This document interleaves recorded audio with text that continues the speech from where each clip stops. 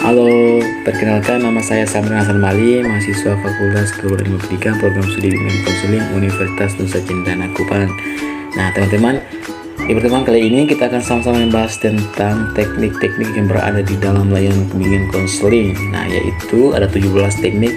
Cuman, teman-teman, di pertemuan kali ini kita akan sama-sama membahas tentang salah satu teknik dalam layanan konseling, yaitu teknik structuring. Nah, jadi teman-teman pasti sudah bertanya apa itu teknik structuring. Nah, untuk itu teman-teman, mari bersama saya untuk menjelaskan dan mendengarkan bersama tentang penjelasan mengenai teknik structuring. Jadi teman-teman, menurut Day dan Sparjo tahun 1980, dalam Hari Astuti dan Darminto tahun 2007, bahwa structuring merupakan teknik ataupun alat yang digunakan oleh konselor untuk membatasi aturan dan arahan dalam proses konseling yang di dalamnya meliputi kegiatan information, proposing, suggesting, recommending, negotiating, stipulating, contraction, dan compromising. Sedangkan menurut Bram dan Sostrom tahun 1982, dalam Hari Astuti dan Darminto tahun 2007, bahwa structuring berisi pembatasan-pembatasan konselor berkenaan dengan sifat, kondisi, batasan-batasan, dan juga dari proses konseling. Menurut Jones tahun 1990, dalam Hari Astuti dan Darminto, ia berpendapat bahwa structuring merupakan istilah yang digunakan untuk mengembangkan perilaku-perilaku yang digunakan oleh konselor untuk menambah konselingnya pengetahuan proses konseling dan klien pada setiap tahap hubungan ataupun proses konseling.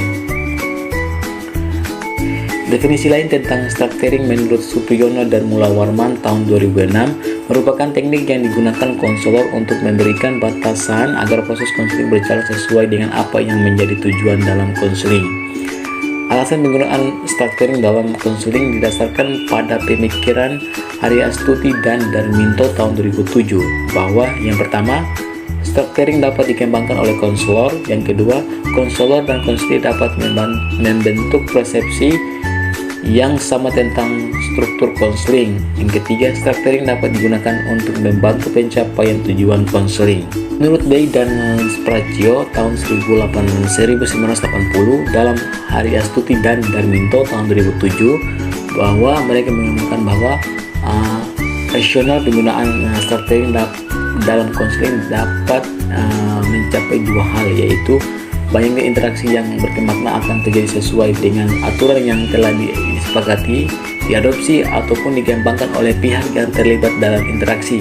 Yang kedua, banyak ahli dalam bidang psikologi yang mengatakan bahwa structuring merupakan suatu teknik yang diperlukan karena dapat lebih mengefektifkan proses konseling, khususnya untuk konseling tertentu. Day dan Spracchio tahun 1980 dalam Hari Astuti dan Darminto tahun 2007 mengemukakan tiga fungsi penting penggunaan structuring dalam proses konseling, yaitu fungsi fasilitas, fungsi terapeutik, dan fungsi protektif. Akan tetapi, structuring lebih banyak memiliki fungsi fasilitas, yakni memfasilitasikan munculnya rasa tanggung jawab, komitmen, dan keterlibatan atau partisipan aktif konseli dalam proses konseling. Berikut adalah bagaimana structuring memfasilitasi proses konseling, yaitu yang pertama, konselor dapat mengkomunikasikan kepada konseling peran dan tanggung jawabnya serta arahan proses konseling yang dilaksanakan. Yang kedua, structuring dapat mengurangi dampak kesalahpahaman antara konselor dengan konseli. Kesalahpahaman ini dapat menimbulkan kebingungan ataupun ambigu dan konflik yang dapat merusak hubungan. Yang ketiga yaitu sebagai alat untuk menangani perbedaan-perbedaan antara konselor dengan konseli, khususnya mengenai asumsi dan harapan. Structuring dapat dimanfaatkan untuk memperjelas asumsi dan harapan. Yang keempat yaitu menangani munculnya perasaan tidak pasti dan kecemasan konseling berkenaan dengan hubungan atau proses konseling. Yang kelima, membuat proses konseling menjadi lebih efisien. Melalui structuring, komponen prosedur perlakuan dapat dirumuskan dengan jelas dan spesifik. Yang keenam, membuat konselor lebih percaya diri. Sedangkan menurut Brime dan Sostrom tahun 1982 dalam Hariastuti dan Dalminto tahun 2007 bahwa penggunaan structuring dalam suatu proses konseling dapat memfasilitasi hubungan dan pencapaian tujuan konseling melalui: yang pertama, memungkinkan konseli memperoleh kejelasan tentang kerangka kerja ataupun orientasi program perlakuan ataupun konseling. Yang kedua, structuring dalam konseling memiliki nilai untuk mencegah timbulnya kesalahan konsepsi bahwa konseling merupakan suatu bentuk pengobatan ataupun penyembuhan yang bersifat magis, cepat, simpel, memberi nasihat, menyenangkan, dan menjadi tanggung jawab konselor. Melalui pemusatan dan penjelasan peran konselor dan konseli, maka kesalahan konsepsi tersebut dapat dihindari. Yang ketiga, tidak adanya structuring dalam konseling berpotensi menimbulkan rasa cemas pada diri konseli sehingga dapat mengandalkan hubungan konseling. Structuring dapat dijadikan alat untuk meningkatkan rasa aman konseli asal dilakukan dengan cepat. Pada fase-fase awal proses konseling, structuring perlu dilakukan dengan hati-hati karena structuring memungkinkan tersampainya kesan bagaimana seharusnya konseli merasa. Hal tersebut tentu saja dapat merusak hubungan konseling. Bentuk kegiatan yang dilakukan konselor dalam teknik structuring menurut Hariastuti dan Dalminto tahun 2007 yaitu yang pertama, structuring contracts ataupun structuring kontrak. Nah, structuring kontrak berisi daftar hak, tanggung jawab, modus, sanksi, serta bagaimana dan oleh siapa kontrak dimonitor.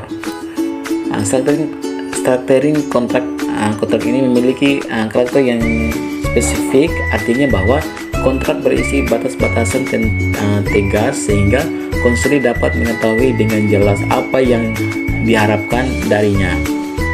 Kontrak juga bersifat fleksibel, artinya batasan-batasan yang dinyatakan dalam kontrak ada di dalam batas-batasan kemampuan konseli untuk melaksanakannya. Nilai utama dari kontrak adalah konselor dapat mengetahui apakah ia berhasil dengan melihat apakah konseli mampu mencapai tujuan yang telah disepakati dalam kontrak tersebut. Yang kedua yaitu batasan waktu ataupun structuring time limit. Nah, jadi pembatasan waktu berkenaan dengan berapa lama waktu yang diperlukan untuk melakukan proses konseling. Time limit diberikan agar proses konseling dapat berjalan lebih efisien dengan menghindari interaksi yang berlebihan. Yang ketiga yaitu batasan tindakan ataupun action limit. Nah, konselor tidak perlu membatasi ekspresi verbal konseli, meskipun hal itu menyinggung perasaan konselor. Yang boleh dilakukan dalam action limit ini adalah pembatasan tindakan. Bagaimanapun, konseli tidak boleh menyerang konselor secara fisik atau melakukan tindakan-tindakan yang tidak normatif. Yang keempat yaitu batasan peran ataupun role limit. Jadi structuring peran tidak hanya membatasi tentang siapa diri konselor saat ini, tetapi juga apa yang harus diperankan oleh konselor dan konseli dalam proses yang akan berlangsung. Hal ini dimaksudkan agar tidak terjadi peran ganda yang dapat mengganggu objektivitas proses konseling. Yang terakhir yaitu batasan masalah ataupun problem limits. Dalam hal ini, konselor hendaknya menjelaskan dan menginformasikan masalah yang dihadapi konseli, serta membuat kesepakatan ataupun batasan mengenai masalah yang akan dibahas dalam proses konseling. Baik, sekian penjelasan mengenai teknik structuring. Dan untuk penjelasan selanjutnya mungkin kita akan sama-sama membahas tentang teknik-teknik dalam layanan konseling. Dan saya harap teman-teman bisa memberikan komentar di video ini mengenai topik materi yang kita bahas di minggu depan, yaitu teknik apa saja yang kita akan bahas. Jadi kalau dari saya mungkin di minggu depan kita akan membahas tentang teknik attending. Tetapi Saya harap teman-teman bisa memberikan komentar mengenai materi minggu depan yang akan kita bahas bersama. Sekian, saya ucapkan terima kasih, sampai jumpa.